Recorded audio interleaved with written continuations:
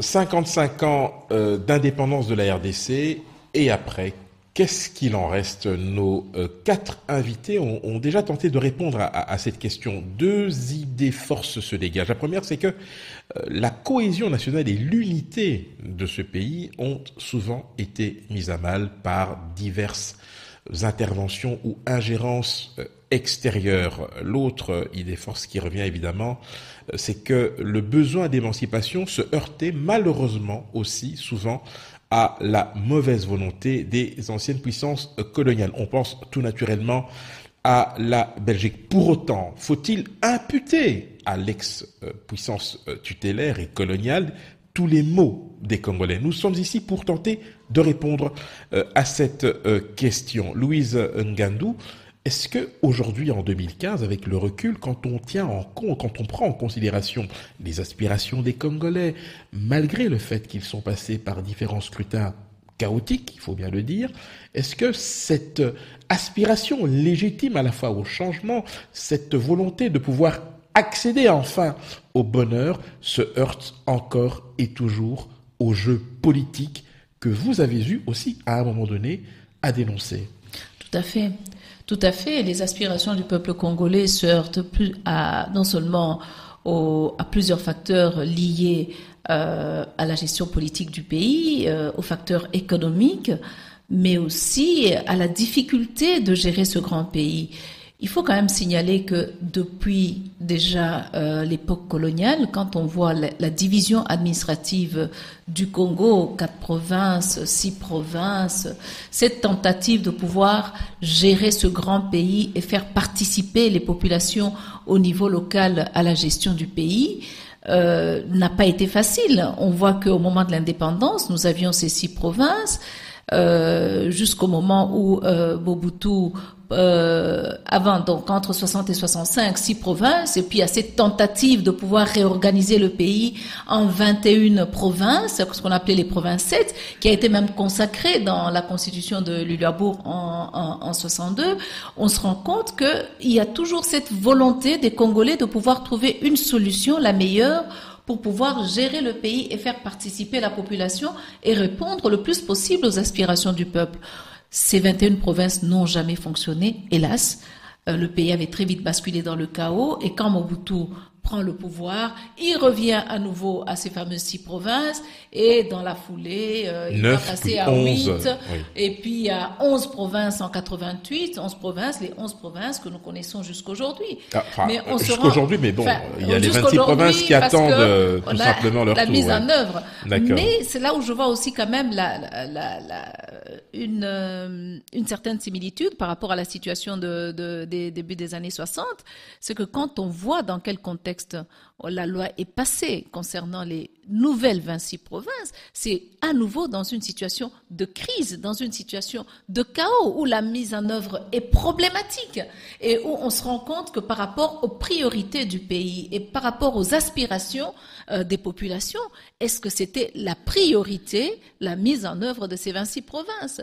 Donc là, je me rends compte en regardant l'évolution dans le temps que les Congolais se heurtent toujours à cette difficulté de trouver une meilleure façon de pouvoir gérer le pays administrativement. Ça demande aussi les moyens, ça demande aussi la mise en valeur, l'utilisation d'abord responsable des moyens dont nous disposons, mais aussi la mise en valeur des moyens au niveau local et faire participer toute la population congolaise à ce développement tant désiré.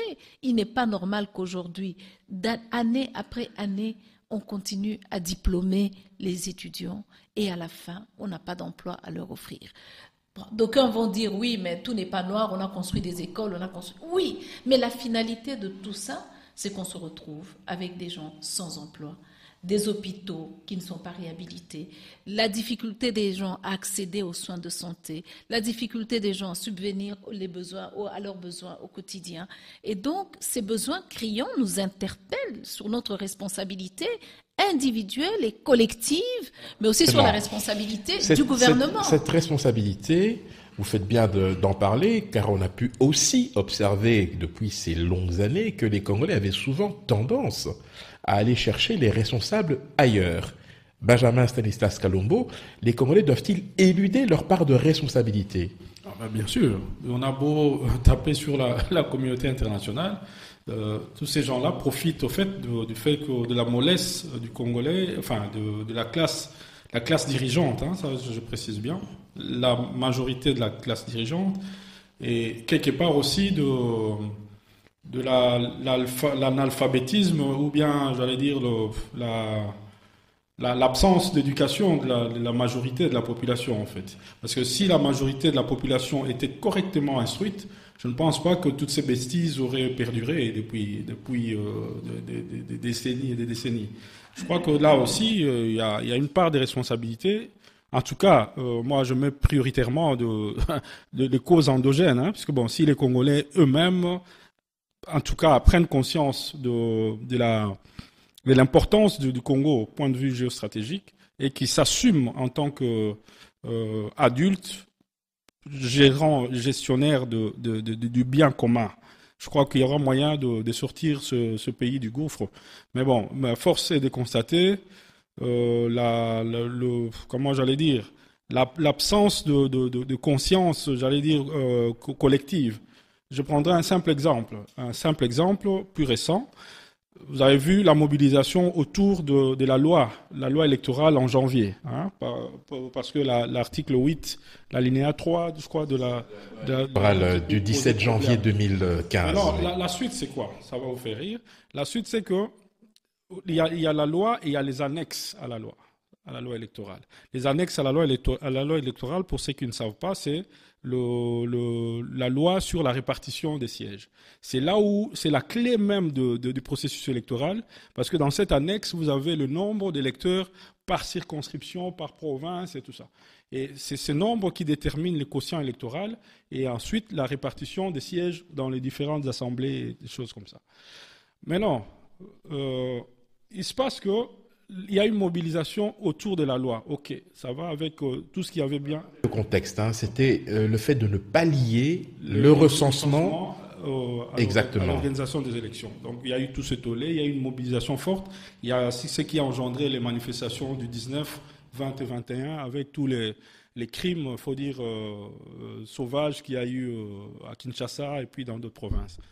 Ça, c'était bien. Maintenant, la deuxième partie, on voit que maintenant, la loi, en première lecture, au niveau du Parlement, il y a eu un sursaut d'orgueil.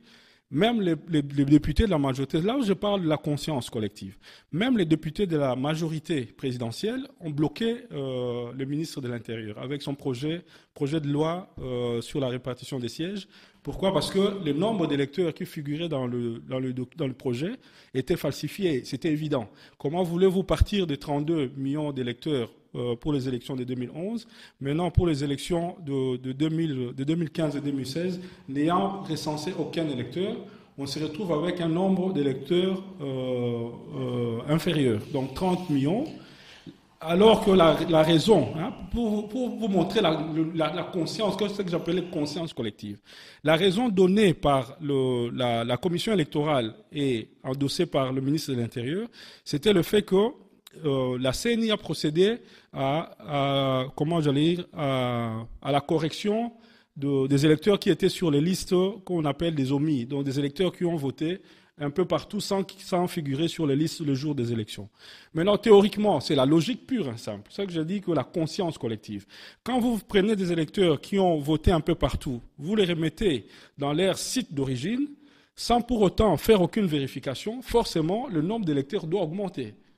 Mais là, on a vu quoi? Le ministre a amené son projet de loi avec un nombre de 2 millions, inférieur de 2 millions. Ce qui fait que le projet a été bloqué. Tout à Maintenant, fait. ce projet, c'est ce que j'allais dire, ce projet est encore remis sur la table. Effectivement, on le sait, le Parlement a été convoqué en session extraordinaire. Le blocage persiste effectivement à ce niveau, ce qui n'augure rien de bon, d'autant que maintenant on nous parle effectivement d'enrôler ceux qui sont en âge de voter. Justine Pouye-Kassavoubou, je reviens vers vous.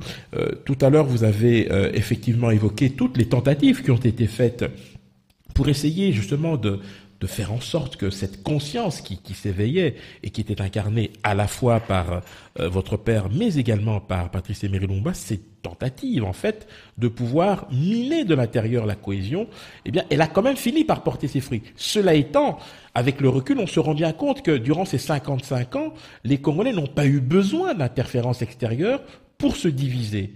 Qu'est-ce que vous en pensez? J'aimerais quand même vous corriger parce que, vous savez, les interventions extérieures, les rébellions ont été tout de même provoquées. Je prends l'exemple sur le plan économique. Comment pouvez-vous expliquer aujourd'hui que le Rwanda, qui ne produit pas des matières premières comme le coltan, se trouve coté en bourse ou en tous les cas en tête d'affiche d'exportation de certaines matières premières? Ça prouve bien que le petit Rwanda, qui ne peut même pas faire face au Grand Congo, malgré la misère qui frappe nos populations, a tout de même des acteurs qui jouent mais ce sont en les coulisses. Congolais qui ont rendu possible cette situation. Mais je n'exclus pas notre responsabilité. Je vous disais bien tout à l'heure que le 30 juillet 60, il y avait le constat de l'état des lieux de l'héritage colonial, mais qu'il y avait pour l'avenir notre part de responsabilité, d'engagement. Et donc, évidemment, aujourd'hui, nous sommes co-responsables de ces difficultés. Mais nous ne pouvons pas non plus sous-estimer les interférences extérieures, puisque en 55 ans, la technologie s'est améliorée, les moyens de communication sont devenus beaucoup plus performants. Et donc, tous ces outils-là, eh bien, le Congo n'a pas pu suivre cette course, ce qui fait que le Congo est en position de faiblesse par rapport à une situation où il pourrait défendre valablement les droits et les intérêts du peuple congolais face justement aux multinationales qui ont toujours soif de plus encore de richesses dont les matières premières se trouvent dans notre pays. Alors moi je dis tout simplement que nous devons aujourd'hui vraiment nous interroger. Et quelle est la nature du leadership, justement, qui nous gouverne? Parce que là aussi... Qui nous fait défaut. Ou qui nous fait défaut, mais qui nous gouverne, puisque apparemment, tout ce que Maître Kalombo vient d'exposer ici, c'est tout de même la conséquence d'une tentative d'une partie de notre population, de notre classe politique, de chercher à se maintenir au pouvoir coûte que coûte, au-delà des lois, au-delà du droit, au-delà du bon sens. Alors, est-ce que nous voulons toujours disséquer notre pays de cette manière, ou bien est-ce qu'on ne devrait pas tous, d'un commun accord, se battre pour un état de droit, que la justice reprenne vraiment toute sa place, parce que finalement, en aval, c'est quand même l'impunité qui encourage tout cela. Et tant que la justice ne pourra pas dire le droit, et rien que le droit, tant que certains acteurs se sentiront intouchables, eh bien évidemment nous aurons toujours des dérives. Aujourd'hui, l'enjeu évidemment c'est le découpage territorial, électoral, etc. Mais ce sont que des prétextes pour permettre aux uns qui se sentent en position de force parce que intouchables de continuer à martyriser la population. Alors je dirais aussi que nous avons eu depuis les récentes rébellions un leadership de substitution et non pas un leadership d'adhésion. Quand je dis leadership d'adhésion, c'est un leadership que le peuple congolais aurait choisi en pleine maturité, en pleine connaissance de cause. Ça n'a pas été le cas à cause justement de toutes ces interférences extérieures. Donc, moi je dis que il faudrait une fois pour toutes que la classe politique, nous allons y travailler bien sûr, puisse vraiment se cristalliser autour d'un enjeu d'objectifs communs, qu'on puisse vraiment consolider le ciment de notre conscience nationale. Parce que devant cette unité nationale, je ne vois pas comment les multinationales pourront dribbler notre volonté de construire notre pays et de produire en fait le progrès social auquel notre population a droit. Alors finalement, je me dis aussi que nous avons connu en 60 l'ONU, qui est venue soi-disant pour mettre de l'ordre, et plus récemment nous avons eu la MONUC, et puis maintenant on nous parle de MONUSCO, mais c'est toujours aussi une même logique d'interférence extérieure qui change plus ou moins de veste selon les circonstances, et où à chaque étape le Congo se trouve vraiment pris en difficulté. Précisément. Alors moi je dis que... Comment on en sort? Parce que c'est aussi ça la question. Une fois que le constat est posé, qu'est-ce qu'on fait? Mais concrètement, qu'est-ce qu'on fait? Mais d'abord, je crois que les Congolais doivent se réapproprier leur pays. Parce qu'aujourd'hui, ça, on nous le dit toujours. on nous le dit, mais on va le Et faire. on a le sentiment que les choses ne bougent pas. Mais parce que l'état de droit n'est pas réhabilité. Je pense que le terrain principal sur lequel nous devons nous battre, c'est la réhabilitation de l'état de droit. Il faut que la justice devienne ou redevienne indépendante. Parce que c'est cela, je crois, vraiment la grosse difficulté. Aujourd'hui, on peut tuer. Et même le leadership au plus haut sommet de l'État, on peut tuer. On peut s'éclipser, ne pas rendre des comptes lorsqu'il y a des graves crises dans la nation, tout simplement parce que on sent qu'on a des comptes à rendre à personne. Alors moi, je crois que c'est cette situation-là qui doit vraiment cesser pour que le Congo puisse vraiment respirer et que nous allions vers des élections, des échéances futures où effectivement nous pourrons nous organiser librement, mais nous sommes encore loin du compte. Je ne voudrais pas condamner vraiment absolument la communauté internationale, mais je ne peux pas la disculper non plus. Maître Henri Bokassa Kalala, est-ce que vous adhérez à ce tableau sombre qui vient d'être brossé? Ce qui vient d'être dit, que nous ne pouvons pas, parce que j'avais peur que nous ne puissions avoir l'impression de faire l'apologie du système colonial ou du néocolonialisme. Le système colonial était un système arbitraire, arrogant, barbare, brutal, répressif et sanguinaire. Et cela est indiscutable. Il faut d'abord le reconnaître. Donc, on constate comme un fait. Quelle réaction prendre? La réaction à prendre, c'est celle de pouvoir transcender ce passé et nous mettre en position de négocier donc avec ceux qui seront en face de nous, comme on discute parmi les gens de bonne société. Ça, c'est deux.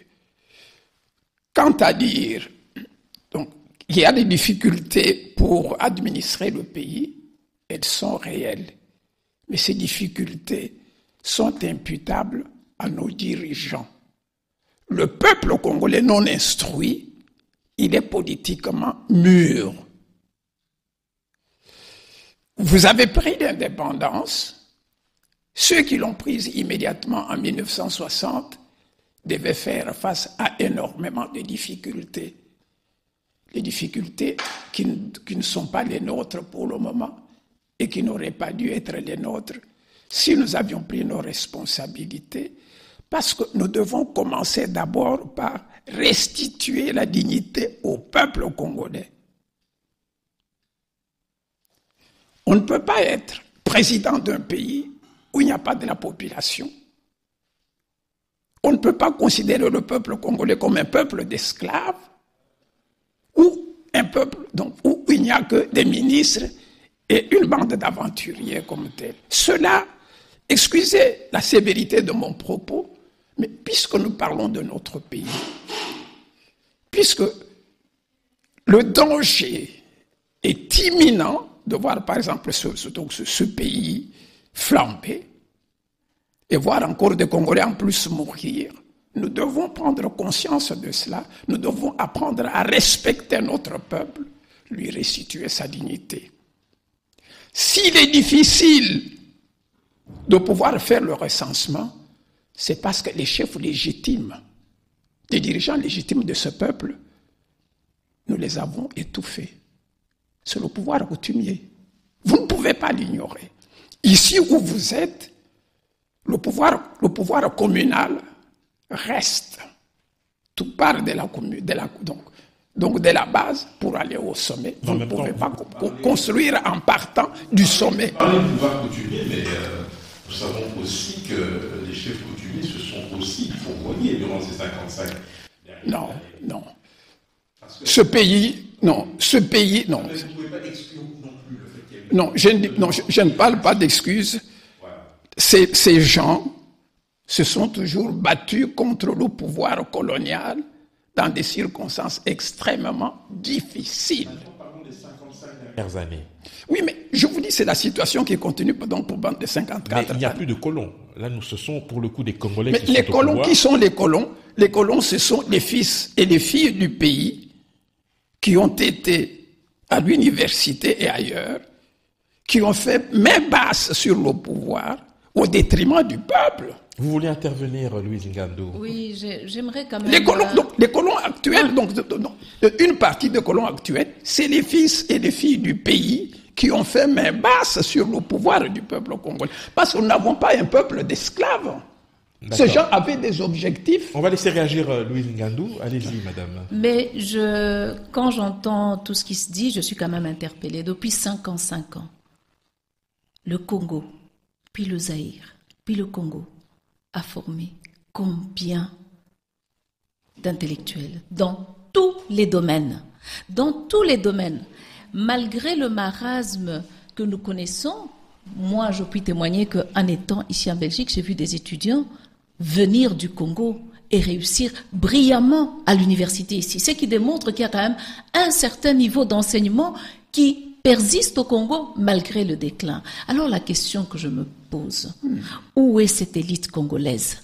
Pourquoi cette élite congolaise ne s'approprie pas? Parce que les analyses affluent. La situation, elle est là, on la connaît dans tous les domaines. Nous allons nous organiser. Quand? D'où viendra ce leadership que nous sommes en train de réclamer? Il ne peut venir que de cette élite congolaise qui est présente mais qui n'est pas là où elle devrait être. Il est peut-être temps qu'on comprenne que nous ne pouvons pas, nous ne prenons pas la mesure exacte de la situation qui est la nôtre au Congo pour lui donner les remèdes qu'il faut. Moi, je me dis aujourd'hui, en regardant la situation, nous devons prendre conscience que une génération, si pas deux, doivent se sacrifier pour relever notre pays. Ce sacrifice, c'est comment? C'est travailler à la base. Comme l'a dit Maître, comme l'a dit Madame Justine Kasavubu, nous organiser, travailler à la base, travailler à cette conscience nationale, travailler à propulser, à faire naître le nouveau Congolais. Et comme je dis, que l'ancien Congolais meure à lui-même, qu'on ait un nouveau Congolais porteur d'un idéal et porteur des valeurs qui vont guider notre pays. Et ça, nous devons commencer ce travail aujourd'hui, pas demain. Il y en a qui l'ont commencé, qui ont été découragés par toutes sortes de facteurs. Il faut reprendre ce flambeau. Il ne faut pas recommencer l'histoire de la roue. On a des Congolais qui ont initié certaines choses. Maintenant, avec les médias, le développement, recherchons, valorisons, allons de l'avant. Parce qu'aujourd'hui, quand on regarde le Congo aujourd'hui, on n'aura réalisé aucun des objectifs du millénaire pour le développement au Congo, le Zaïre, le Congo aujourd'hui, 1. Et quand on regarde l'indice du développement humain, nous sommes classés 186e sur 187 pays. Ça doit interpeller l'élite congolaise dans tous les domaines et il est temps qu'on se mette ensemble, il est temps qu'on transcende ce qui nous divise et il est temps qu'on prenne conscience que tout est en œuvre pour nous diviser, pour qu'on nage à contre-courant et qu'on bâtisse quelque chose autour de l'intérêt commun. C'est notre pays et notre destin nous appartient. Benjamin Salissas Kalombo, nous allons donc faire un dernier tour de table, passez-moi l'expression. La situation aujourd'hui est très simple. 2016, c'est une année électorale. Nous savons qu'il y a officiellement 7 élections qui doivent être organisées en l'espace de moins de 13 mois, si je ne m'abuse. On sait qu'en principe, le 25 octobre prochain seront organisées les élections provinciales. Tout le débat consiste à savoir si les élections locales seront, oui ou non, postposées après le 2016. De la même manière, dans une certaine opinion, on prête l'intention à l'actuel chef de l'État de provoquer un glissement. Alors, très rapidement, peut-être évoquer avec vous l'arrêt du Conseil d'État qui concerne justement cette demande que vous aviez introduite auprès du ministère belge des Affaires étrangères afin qu'il puisse déclassifier des documents qui vous permettraient d'étayer vos affirmations. Très rapidement. Je commence par la deuxième. La deuxième, oui. En fait, pour faire bref, donc on avait, en tout cas la PRODEC avait fait une demande d'accès aux documents administratifs concernant l'avis favorable, préalable que le ministère belge, disons plus précisément l'ambassadeur belge à Kinshasa, avait donné à l'Office national du Decroire, qui est l'assureur crédit public, pour assurer l'exportation de kits biométriques et de logiciels AFIS de nettoyage du fichier donc via les empreintes. Donc, de la société ZS. De la société, oui, du contrat obtenu par ZS à Kinshasa en 2010. Maintenant, le ministère des Affaires étrangères avait en tout cas donné une réponse implicite négative, ce qui a fait qu'on est allé devant le Conseil d'État pour casser cette décision. Et le Conseil d'État nous a donné entièrement raison. Donc ça, c'est une chose, et c'est une première et une sacrée victoire, en tout cas pour le Congo en général, parce que là, on a maintenant une jurisprudence à nous qui nous donne maintenant la possibilité d'aller à chaque fois demander au niveau de l'État belge tous les documents administratifs. Ça, c'est l'article 32 de la Constitution belge. Par rapport à la deuxième question, par rapport au processus électoral, je crois que la priorité pour l'instant, il ne s'agit même pas de dialogue ou pas de dialogue, il s'agit de mobiliser la population pour que la population dise non au projet de loi que Kabila veut imposer aux Congolais, donc qui, dans le projet sur la loi sur la répartition des sièges, il est fondé. Ce projet est fondé sur le nombre d'électeurs complètement falsifiés. D'accord. Donc, on ne peut pas aller aux élections sur cette base-là, ce qui fait que toutes les institutions, puisque même s'il y a dialogue ou pas, la loi, on ne la bougera pas lors du dialogue. Or, c'est maintenant en amont qu'il faut faire une bonne loi. D'accord, on a compris. Donc, pas question de pouvoir... Alors, Madame Justine Peyo-Kasavubu, très rapidement, nous sommes en train de conclure. Sur cette question-là, êtes-vous d'accord? Pas question d'aller vers cette loi de répartition des sièges. Est-ce que vous êtes favorable, vous, pour que les élections locales soient postposées? Et en d'autres termes, est-ce que le glissement tant redouté, vous le craignez? Mais il faut craindre de toute façon le glissement, puisque les mauvaises intentions pleuvent depuis quelque temps. Rappelez-vous tout de même qu'on avait changé déjà les conditions de l'élection précédemment en supprimant les 2 tours pour le présidentiel à un seul tour. Dans quel pays sommes-nous? Donc je crois que le glissement, il faut le craindre parce que nous avons en face de nous un pouvoir qui ne cache plus son jeu, qui n'en est plus capable d'ailleurs, mais cela ne veut pas dire que la classe politique doit baisser les bras.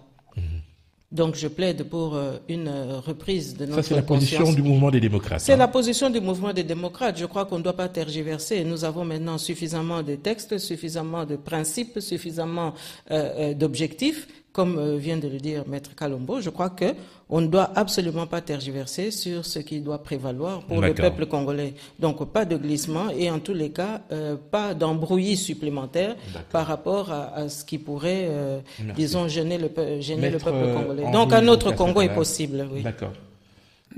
Je vous dirais, Tim Odana, c'est dona ferentes.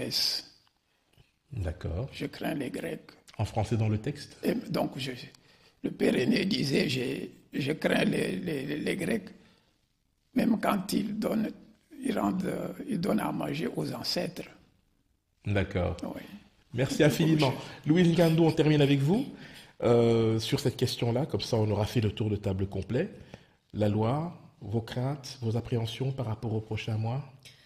Il y a de graves craintes parce que il est clair que cette loi suscite une grande tension. Cette grande tension risque de faire basculer le pays dans le chaos qu'on redoute, avec de graves violations des droits humains. Moi, je pense qu'il est temps que nous pesons de tout notre poids pour que nous puissions respecter d'abord les textes qui sont les nôtres, la Constitution, et qu'on soit juste, équitable. D'accord. Et qu'il est temps que les Congolais se retournent sur eux-mêmes, même ceux qui sont au pouvoir dans la majorité, pour se rendre compte qu'ils ont entre leurs mains le destin de 70 millions d'habitants.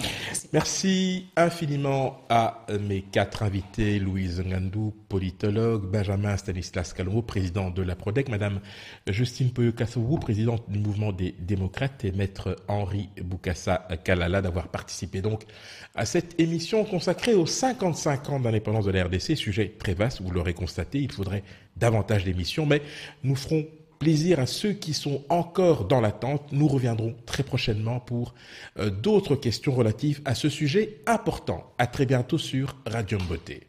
Hey yo! Yeah man, special combination. Jocelyn Sheila, original tune. Yeah man, respect